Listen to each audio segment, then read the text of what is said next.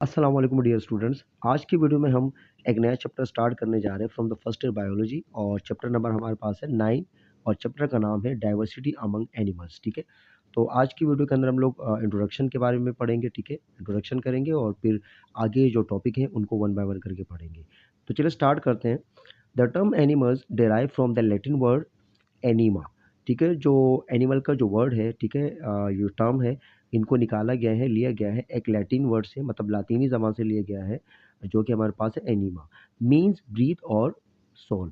तो एनीमा का मतलब होता है या एनिमल का मतलब होता है ब्रीथ और सोल, मतलब एनिमल वो होते हैं जो सांस ले सकते हो और जिनके अंदर रूह हो। Animals are incredibly diverse in structure.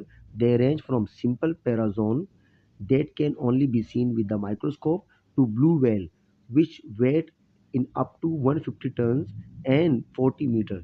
तो एनिमल की इतनी वेराइटीज़ है और इनके स्ट्रक्चर में इतनी डाइवर्सिटी है कि मतलब ये इतने छोटे भी हो सकते हैं जो हमें नेकेड आई से नज़र नहीं आते, जिनको हमें माइक्रोस्कोप से देखना पड़ता है। ठीक है, जैसे यहाँ पर इन लोगों ने पैराजोन के एग्जांपल दिए। ठीक है, और इतने बड़े भी हो सकते हैं कि मतलब इनका वेट जो है ना 150 टन तक हो सकता है और जो लंबाई है वो 40 मीटर तक हो सकती है। ठीक है, जैसे यहाँ पर इन लोगों ने ब्लू व्हेल के एग्जांपल दिए हैं। A good definition of an animal is not as easy. ठीक है, तो एनिमल के अगर हम कोई प्रॉपर डेफिनेशन बनाएं या गुड डेफिनेशन बनाएं तो ये कोई बहुत आसान नहीं है हमारे लिए। ठीक है, as it might first appear, जैसे कि पहले ज़माने में इसकी एक सिंपल डेफिनेशन बनाई गई थी, तो आज के दौर में एनिमल के इस तरह प्रॉपर डेफिनेशन से हम एनिमल को डिफाइन नहीं कर सकते। There are exceptions to nearly every criteria for the distinguishing an animal from other life forms. तो एनिमल्स के ना बहुत सारे करेक्टर्स हैं, मतलब इनमें अगर देखा जाए तो एक्सेप्शंस।